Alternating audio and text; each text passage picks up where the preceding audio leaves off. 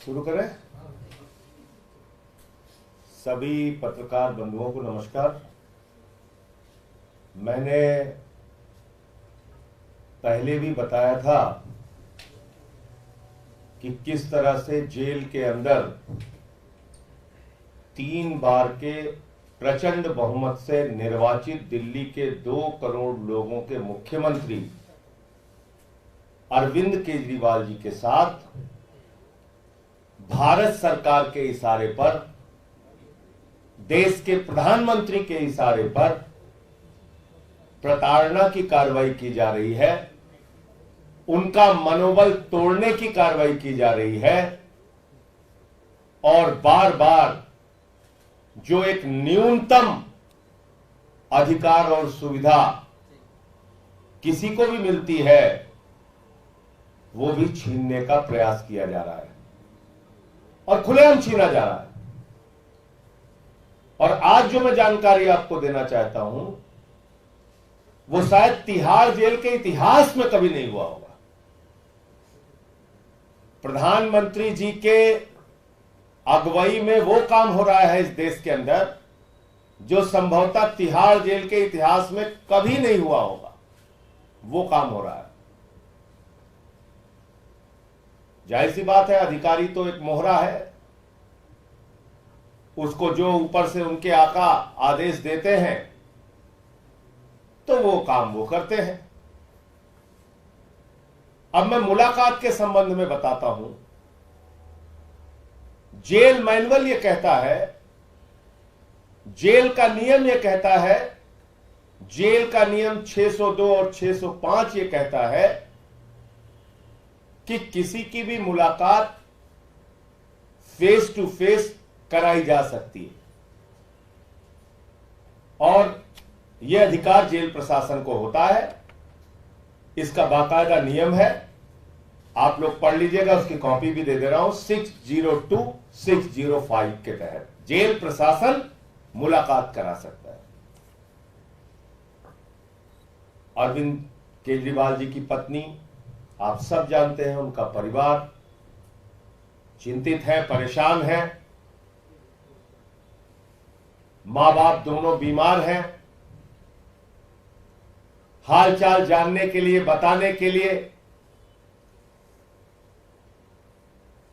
जब केजरीवाल जी की पत्नी मुलाकात के लिए अप्लाई करती हैं तो उनको कहा जाता है आप फेस टू फेस मीटिंग नहीं कर सकते, आप कहीं किसी कमरे में बैठ के मीटिंग नहीं कर सकती, बल्कि आपको जंगले से जो मुलाकात होती है, एक बीच में शीशा होगा और जंगले से एक तरफ केजरीवाल जी मिलेंगे और एक तरफ उनकी पत्नी सुनीता जी और जो साथ में गए थे साथी वो। उस दिन शायद विभो की मुलाकात थी। तो मेरा यह कहना है, इतना अमानवीय व्यवहार इसी तिहाड़ जेल के अंदर एक नहीं, आप इनके इतिहास उठा के देखिएगा और आरटीआई में जवाब अगर मांग लीजिएगा, पूछिएगा इनसे, सैकड़ों मुलाकातें फेस टू फेस बिठा के कराई गई हैं। लेकिन दिल्ली के मुख्यमंत्री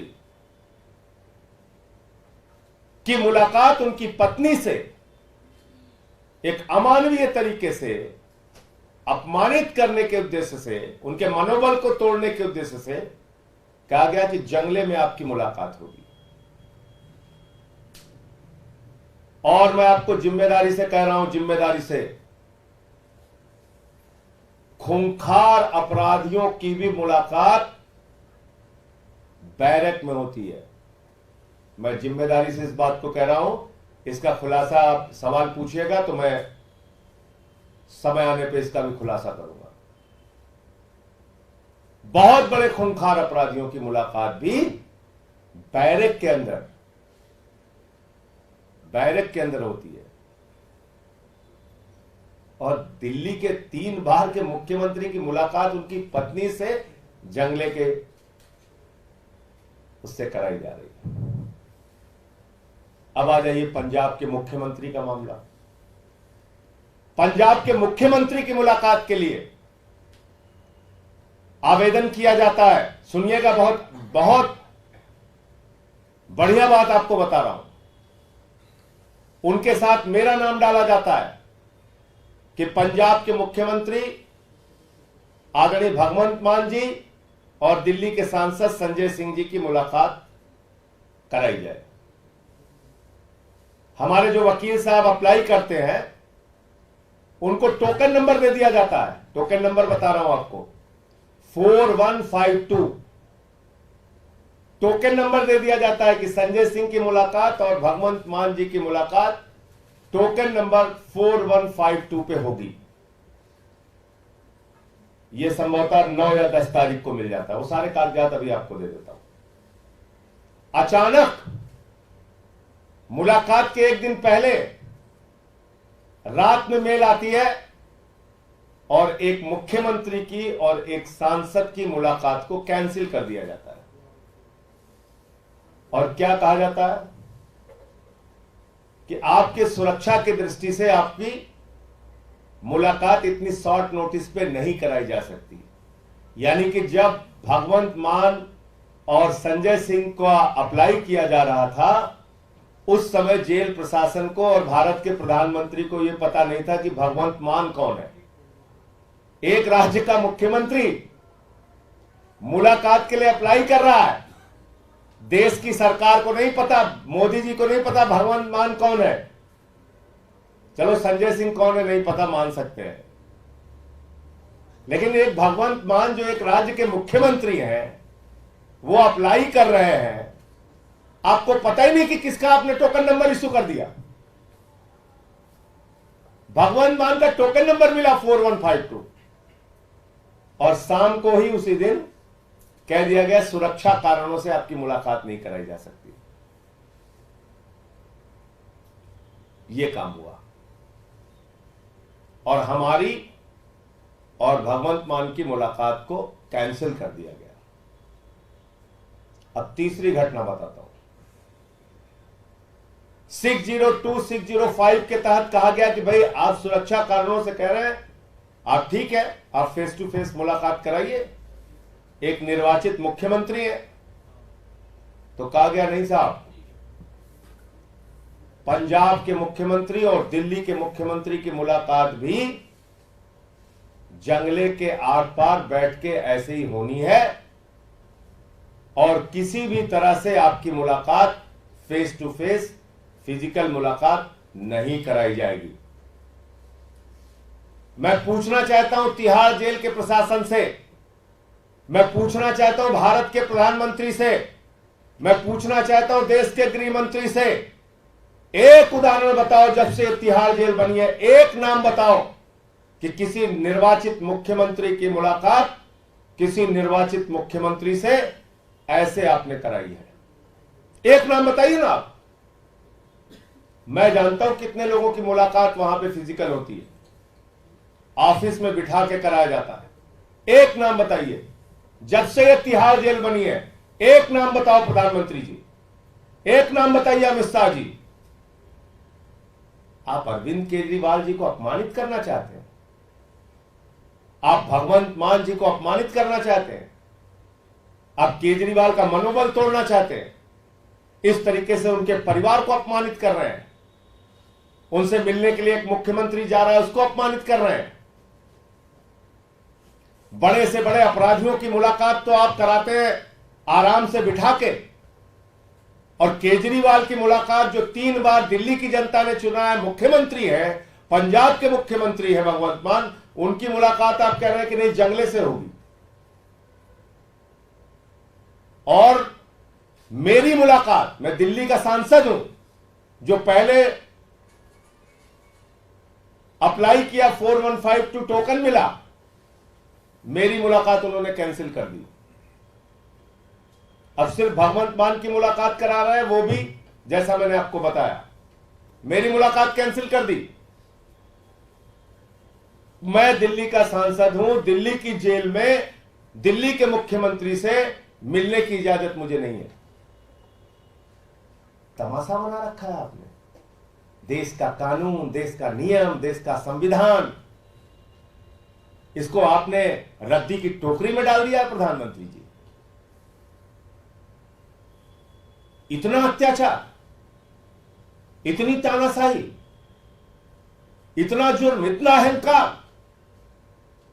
याद रखिएगा, यही जनता जवाब देगी आपको। इतना जुर्म मत करो, ये अच्छी बात नहीं है। पूरे देश ने देखा है, यहां के पत्रकार जानते हैं, इसी जेल के अंदर सुब्रतो राय सहारा जी जब थे तो उनकी मुलाकात इंटरनेट, फोन, ऑफिस की सुविधाओं के साथ, पता नहीं कितनी मुलाकात, बैठ के मीटिंग होती थी, आमने सामने मीटिंग होती थी। चंद्रा ब्रदर्स इसी तिहाड़ जेल के अंदर बाकायदा उनकी मीटिंग होती थी, जिससे मिलना चाहते थे मिल सकते थे। वहां पे अपने कागजात साइन कर सकते थे। आप मुझे बताइए, अरविंद केजरीवाल से इतना डर लगता है आपको? उनके मनोबल को तोड़ने के लिए इतने तरीके प्रताड़ना आप दे रहे हैं, छड़ छड़ अपमानित कर रहे हैं। प्रधानमंत्री जी, अच्छे काम नहीं कर रहे हैं आप। आपका ये जुल्म, आपकी ये तानाशाही, आपका ये अत्याचार दिल्ली की 2 करोड़ जनता और देश की जनता देगी। इसीलिए हम कह रहे हैं जेल का जवाब वोट से। और पूरे देश में जो लोग भी सुन रहे होंगे आज, उनको ये तो जरूर याद होगा कि सुब्रतो राय सहारा, उसको फोन, इंटरनेट की सुविधाओं के साथ इसी जेल में तमाम मीटिंगें करने की, आमने सामने बैठ के मीटिंगें करने की, ऑफिस में मीटिंगें करने की इजाजत थी।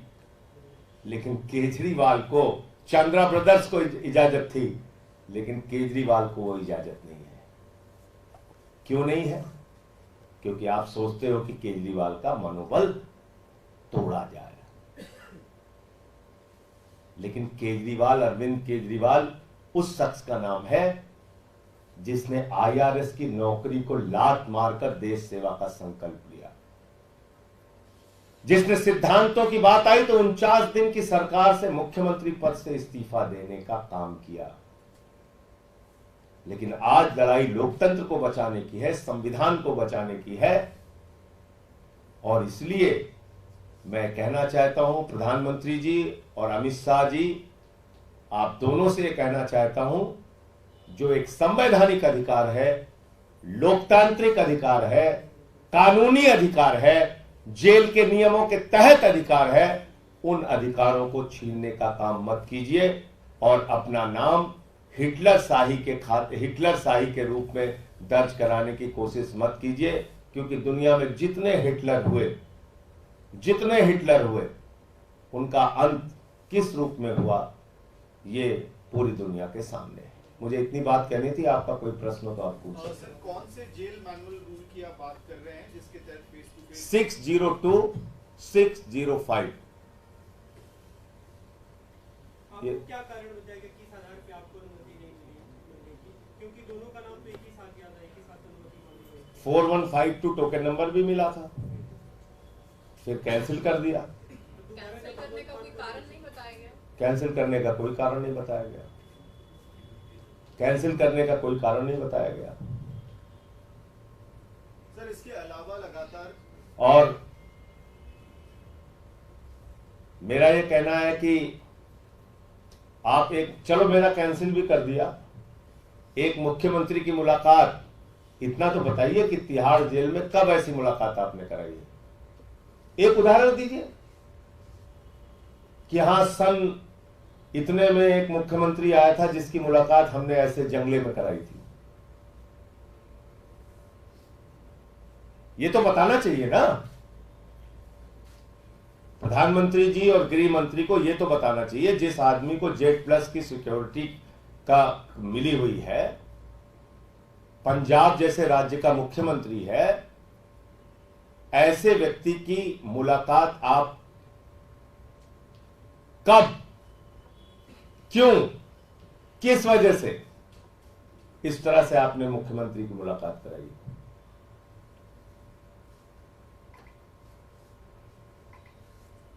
और इतिहास के पन्ने उठा के देख लीजिएगा। यहाँ मुझे जितना याद है, पंजाब के एक मुख्यमंत्री बादल साहब भी थे, वो भी किसी से मिलने आए थे इसी जेल में, और तब उनकी मुलाकात कैसे हुई थी ये पूछ लीजिएगा इनसे।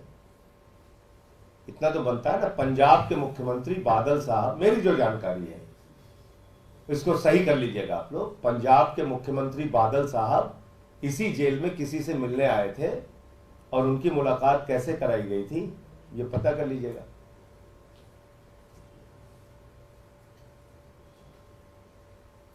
और आपका कोई प्रश्न हो? जी, इसके साथ ये भी सवाल उठ रहा है क्योंकि लगातार कल भी आप लोगों ने दावा किया प्रेसिडेंट रूल लगाने की तैयारी चल रही है, तो क्या आप लोग तिहाड़ को टेम्पररी जेल बनाने की प्ली लेके दिल्ली हाईकोर्ट जाने वाले हैं? क्योंकि अगर ऐसा नहीं होता तो कामकाज तो रुकता रहेगा। नहीं, मेरे ये नहीं समझ में आ रहा है कि राष्ट्रपति शासन लगा कैसे सकते हैं भाई। एक सरकार जिसने विश्वास मत हासिल किया अभी कुछ दिन पहले, तो 6 महीने तक तो दोबारा उसके खिलाफ कोई अविश्वास प्रस्ताव आ नहीं सकता। एक सरकार जिसके खिलाफ भाजपाई 3 बार हाईकोर्ट में गए और तीनों बार उनकी याचिका खारिज हुई, और एक याचिका पे तो कॉस्ट लग गई, जुर्माना लग गया उनके ऊपर, तो उस सरकार को मतलब इनकी मर्जी है, कुछ भी करेंगे भाई। लॉ एंड ऑर्डर की सिचुएशन दिल्ली में कोई ऐसी है नहीं। लॉ एंड ऑर्डर की सिचुएशन अगर कोई बहुत गड़बड़ है तो उसके लिए भी गृह मंत्री जी के खिलाफ कार्रवाई होनी चाहिए। गलत तो नहीं कह रहा हूं, क्योंकि दिल्ली का लॉ एंड ऑर्डर गृह मंत्री के अधीन है। जो विभाग हम लोगों के पास है वो बेहतरीन तरीके से सारे हमारे मंत्री काम कर रहे हैं। जो विधानसभा की स्थिति है वहां हम विश्वास मत हासिल कर चुके हैं, संभवतः 17 फरवरी की तारीख है। तो ऐसे कैसे हवा में लगा देंगे राष्ट्रपति शासन? धन्यवाद। सर, एक और सवाल है इसके साथ। अभी विवाद हो रहा है, बीजेपी इस मुद्दे को उठा रही है कि कलबुर्गी कर्नाटका में कांग्रेस के अध्यक्ष जब मंच पे थे तो वहां पे भारत माता की जय के नारे लगाने में असहजता दिखाई है कांग्रेस के कुछ नेताओं ने। बीजेपी हमला कर रही है। भारत माता के दामन को तो हमेशा भाजपाइयों ने कलंकित किया है भैया। भारत माता की आजादी के आंदोलन में इनके पुरखों ने अंग्रेजों का साथ दिया है। भाजपाई कैसे बोल सकते हैं भारत माता के बारे में? भारत माता की आजादी के आंदोलन में भाजपाइयों के पुरखे जो थे वो अंग्रेजों के साथ खड़े थे। ये मैं आधिकारिक रूप से बोल रहा हूं और इसके 1000 उदाहरण दे सकता हूं आपको। और बताइए आप, भारत माता की शान को कलंकित करने का काम भाजपाइयों ने किया। जो आईएसआई हिंदुस्तान में आतंकवाद फैलाती है, पाकिस्तान की आईएसआई को बुलाकर पठानकोट में हमारे शहीदों की जांच कराई। भारत माता की शान को कलंकित करने का काम भारत के प्रधानमंत्री ने उस वक्त किया कि आजादी के बाद किसी भी प्रधानमंत्री ने अपने शपथ ग्रहण समारोह में पाकिस्तान के प्रधानमंत्री को नहीं बुलाया। पहले प्रधानमंत्री हैं नरेंद्र मोदी जी, जिन्होंने नवाज शरीफ को अपने शपथ ग्रहण समारोह में बुलाया। भारत माता की शान को कलंकित करने का काम तो भाजपाइयों ने तब किया जब ये शहीदों के ताबूत में घोटाला कर चुके थे। इन्होंने तो शहीदों के ताबूत में घोटाला किया है। भारत माता की शान को हमेशा भाजपाइयों ने कम करने का और कलंकित करने का काम किया है।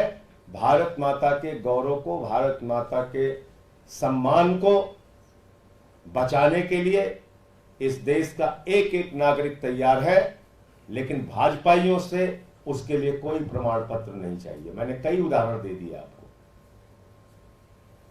इन लोगों ने तो मुस्लिम लीग के साथ मिलकर सरकार बनाई, इनके पुरखों ने बनाई नहीं बनाई बताइए? मुस्लिम लीग के साथ, जिन्ना की पार्टी के साथ मिलकर भाजपाइयों के पुरखे जो थे उन्होंने सरकार बनाई है 3 राज्यों में, नॉर्थ वेस्ट फ्रंटियर, सिंध प्रांत और वेस्ट तब का बंगाल जो है। और श्यामा प्रसाद मुखर्जी, फजलुल हक जो बाद में पाकिस्तान के गृह मंत्री बने, उनकी गवर्नमेंट में वित्त मंत्री थे। श्यामा प्रसाद मुखर्जी। उन्होंने अंग्रेज गवर्नर को चिट्ठी लिखी थी कि 42 के आंदोलन को खत्म कर देना चाहिए। ये इतिहास है वाजपेयियों का, इनके पुरखों का। तो इनसे कौन सा प्रमाण पत्र लेना है? धन्यवाद। इसीलिए मैं तो खुद ही पूछ रहा हूं, सवाल पूछिए आप लोग।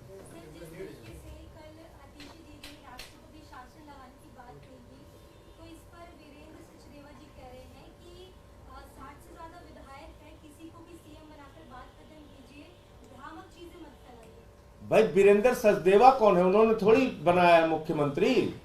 अरविंद केजरीवाल को मुख्यमंत्री दिल्ली की 2 करोड़ जनता ने बनाया ना, वीरेंद्र सचदेवा जी ने बनाया नहीं है, ना नरेंद्र मोदी जी ने बनाया है, ना विनय कुमार सक्सेना जी ने बनाया है। उनको दिल्ली की 2 करोड़ जनता ने मुख्यमंत्री बनाया है और प्रचंड बहुमत से बनाया है। 62 सीटें दे के बनाया है। भाजपाइयों को मणिपुर जाके प्रदर्शन जरूर करना चाहिए, जहां पे हिंसा चल रही है। उसका इस्तीफा मांगो ना भाई। अजय मिश्रा टेनी का इस्तीफा मांगो, हम लोग भी आएंगे तुम्हारे साथ। करो एक दिन का अनशन, मांगो इस्तीफा मणिपुर वाले मुख्यमंत्री का, जहां हिंसा हो रही है। हम भी उनकी मांगों का समर्थन करेंगे। और दूसरी चीज, राष्ट्रपति शासन तो यहां लग ही नहीं सकता। कैसे लग जाएगा राष्ट्रपति शासन? एक कारण बताइए राष्ट्रपति शासन लगने का। क्या विधानसभा में हमारे पास बहुमत नहीं है? नहीं है, 62 सीटें हैं। क्या दिल्ली में कोई लॉ एंड ऑर्डर खराब है? लॉ एंड ऑर्डर खराब है तो उसके लिए गृह मंत्री जिम्मेदार है, उनका इस्तीफा लीजिए। क्या 6 महीने के बीच में कोई अविश्वास प्रस्ताव आने का खतरा है? नहीं, 17 फरवरी को हम विश्वास मत हासिल कर चुके हैं। क्या देश की किसी न्यायालय ने कहा कि अरविंद केजरीवाल जी को इस्तीफा देना चाहिए? नहीं, 3 बार हाई कोर्ट ने कहा बिल्कुल इस्तीफा नहीं देना चाहिए, और जो याचिका लेके गया था उसके ऊपर जुर्माना कर दिया। तो नरेंद्र मोदी जी इस देश का संविधान थोड़ी लिखे हुए हैं, बाबा साहब डॉक्टर भीमराव अंबेडकर जी ने लिखा है ना। तो राष्ट्रपति शासन ऐसे हवा में थोड़ी लगा देंगे।